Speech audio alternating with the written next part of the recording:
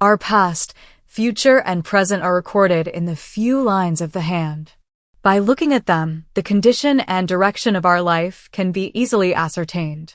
There are some such marks which, if present on our palm, change the stars of our fortune. One of the different marks on the palm is the mark of the square. So let us know what the square mark on the hand indicates. If there is a square mark on Jupiter Mount is called the raised part just below the index finger. The mark of the square on Jupiter Mount helps in the rise of a person's fortune. Such people complete important tasks in life very quickly. According to palmistry, the life partner of such a person is attractive and beautiful. If there is a square mark on Saturn Mount is below the middle finger.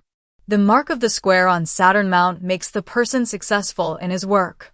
It is said that this mark provides a solution to problems or obstacles. Mark of the square on Sun Mount. Sun Mount is below the ring finger in the palm. If there is a square mark on the Sun Mount, it gives the person the ability to do business. Due to the influence of this mark, people earn name through their work. If there is a square mark on the Mercury Mount, the square mark on the Mercury Mount below the little finger is considered auspicious.